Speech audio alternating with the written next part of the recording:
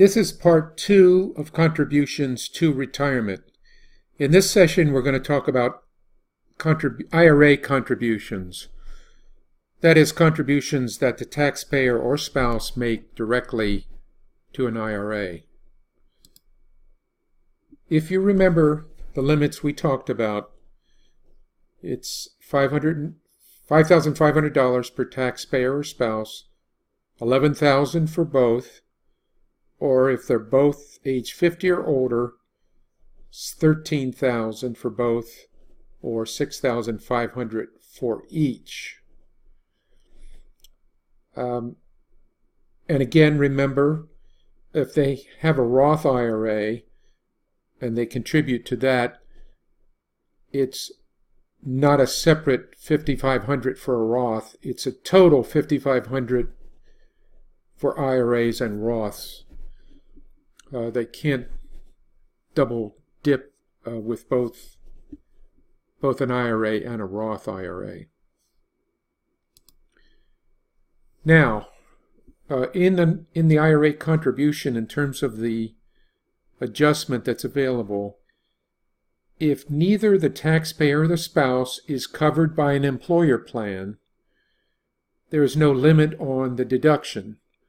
So if they make a contribution of $5,500 into their regular IRA, they'll get a $5,500 adjustment to their income.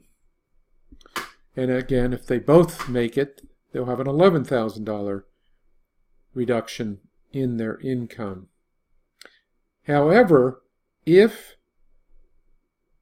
the taxpayer or spouse or both have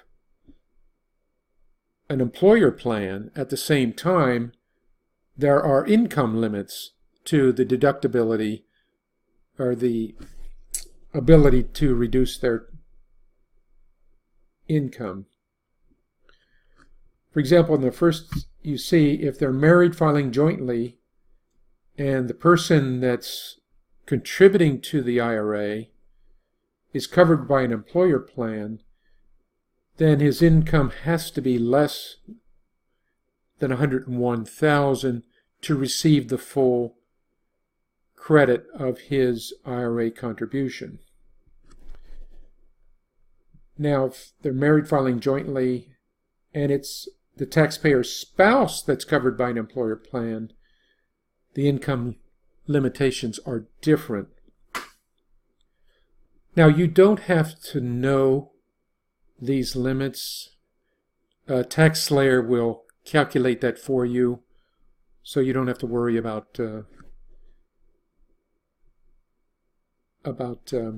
keeping note of this.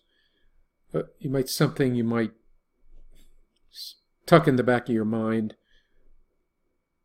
as we'll see in a moment. Okay, when you make a contribution to an IRA, it cannot be more than your taxable compensation.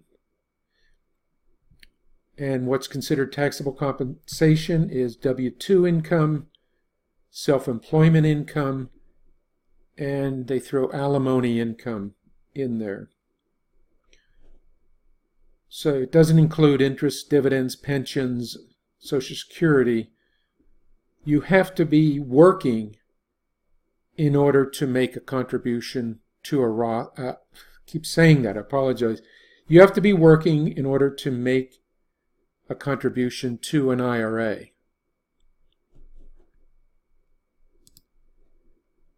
If you're married filing jointly, you can use both the taxpayer and spouse total earned income.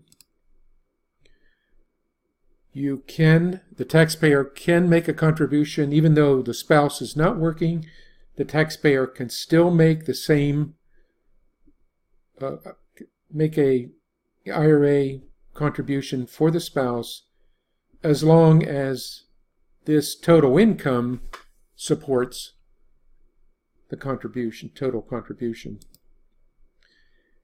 And the taxpayer or the spouse, who's ever making the contribution, has to be under 70.5 at the end of the year. And the reason for that, of course, over 70.5, they're required to start making distributions. So they don't want to see contributions going in and distributions coming out at the same time. Another fine point to note is you're sitting there doing taxes for the client. If there's some reason the client says, oh, I wanted to make an IRA contribution for last year, you can say to him, yes, you can still make it as long as you do it before April 15th and still include it on this year's return. So here's a case where you can enter an IRA contribution on the return and the taxpayer hasn't actually done it yet. So you have to have some faith that the taxpayer is going to actually do that. Another case is sometimes you may want to reduce the client's taxable income. One way to do that is maybe suggest make an IRA contribution. Of course, again, they have to meet the qualifications. They have to have earned income. They have to be under 70.5. They have to be within the income guidelines. But that might be a way to help them avoid some other greater penalty or cost because their income is too high. So it's just something to think about.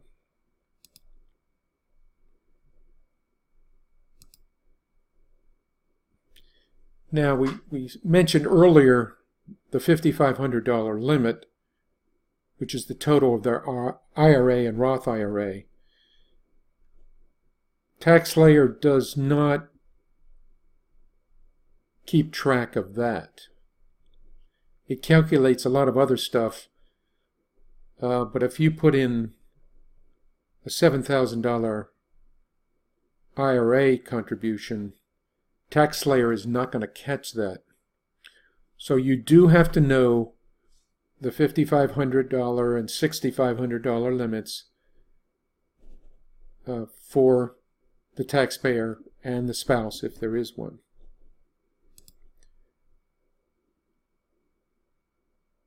If the the client already says, well, I already made $7,000, you have to say, whoa, you need to get that excess out of you need to withdraw that excess out of that. They have until the due date of the return to withdraw the excess amount. So again, they have until April 15th, again, in this case, to withdraw if they made too much of a contribution. If they don't get it out by April 15th, the excess contribution, then they're going to be subject to a 6% penalty each year until it's gotten out of there. And perhaps even more importantly, that's out of scope. If they say they can't get it out of there or won't get it out of there, we cannot do their return for them. Now, when you go in to TaxSlayer to record their IRA contribution, you do have to answer some of the questions, and as we discussed earlier, hopefully you understand why we have to answer these questions. This helps TaxSlayer calculate the correct amounts. If you remember box 13 in the W-2, there was a box there that said, are you part of a retirement plan? That box does not carry to this form, so you have to mark it here on the IRA deduction form. Okay, let's look in TaxSlayer. You go to Deductions.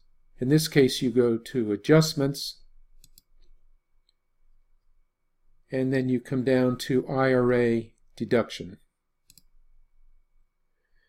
And here's where you key in the taxpayer's contribution and the spouse contribution. So it's fairly straightforward. And then down below, as we talked earlier,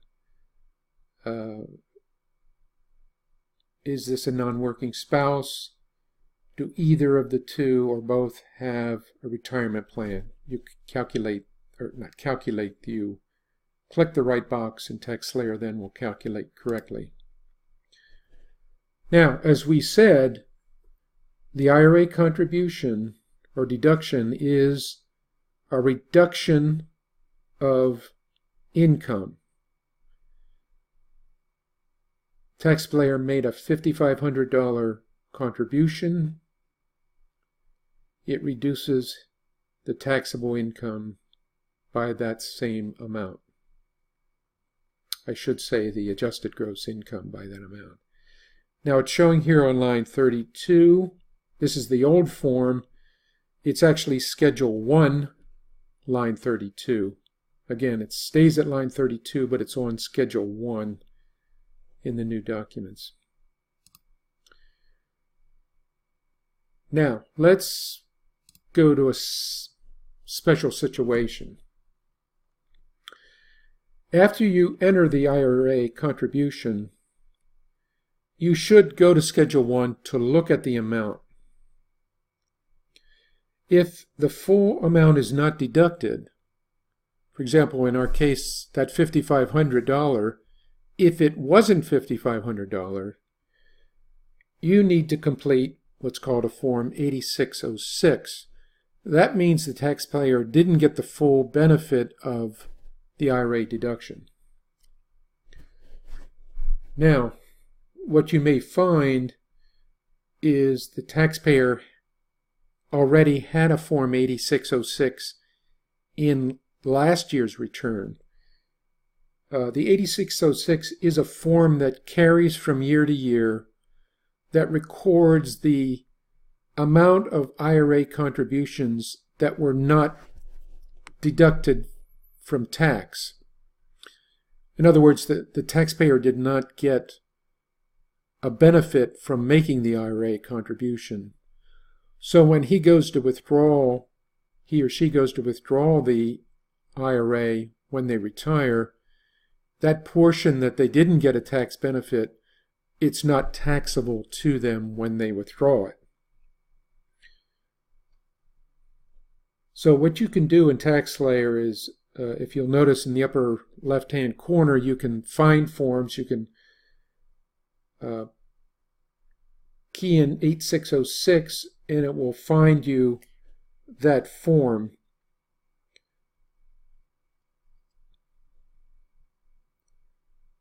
And again, the 8606, just as the IRA contributions, are done separately, taxpayer and spouse. There's a separate 8606 needed for taxpayer and spouse to keep their numbers separate. Let's look at one. We've gone to line 32 on Schedule 1, and we see our $5,500 contribution was not fully credited for us. It's less. We didn't get the full benefit of it. And looking at the income here, it's possibly because we exceeded the income limit for that.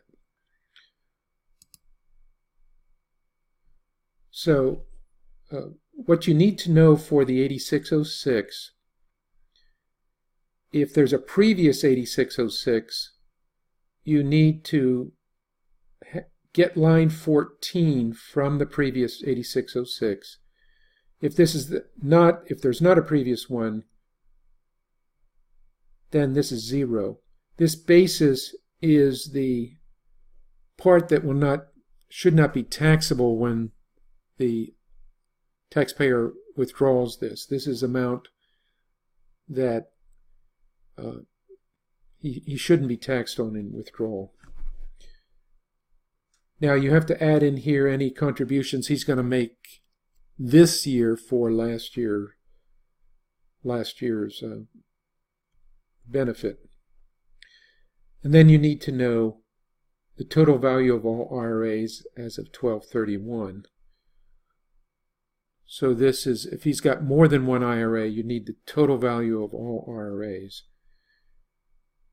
And then any rollovers that haven't been completed yet.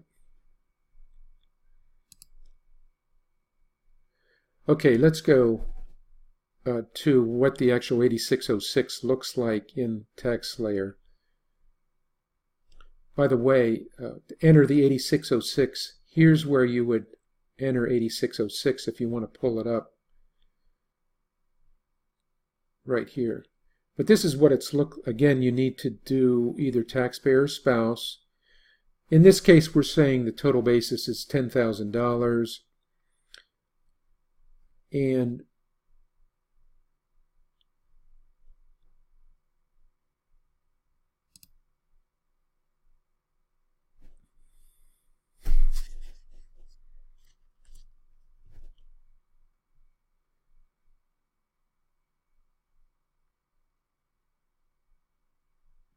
you would fill in these other boxes as we described on the other form. The amount that you keyed in when you created the IRA deduction will automatically be carried. You don't have to add that on this form. If you had any distributions from Roth IRAs, you need to put those here. And then this is what the 8606 looks like. We're saying here that $2,610 of his IRA contribution for this year was not deducted from his income. So we're adding that on the 8606. And the basis in previous years was $10,000. So now he has $12,610. And again, this form will continue to be carried when he goes next year to do his return. This doesn't have any impact on his taxes this year, but next year when he goes to do his taxes, you have to go through the same process to finish this.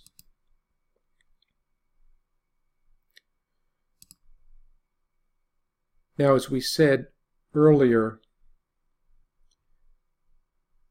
if they make an IRA contribution and they meet the income limitations for the retirement savings contribution credit, they can get that credit as well. And TaxSlayer will automatically calculate the credit and create a Form 8880. As we talked about in the first session. We'll go back and say again, he made a $5,500 contribution to his IRA. His income put him in range of the retirement savings credit. So he also gets the retirement savings contribution credit, which you'll find on Schedule 3, line 51. So that is calculated automatically when you key in the IRA contribution amounts in the IRA deduction screen. So there's nothing more you need to do there. Again, unless they had distributions, then you have to go to the 8880 form and enter any distributions that would show on a 1099-R. Okay, just a brief note. If the taxpayer is going to make a contribution after you file the tax return, you should mark that on their envelope so that next year when they come back, you can quiz them and say, did you make that IRA contribution? Okay, that's the end of part 2. Thank you.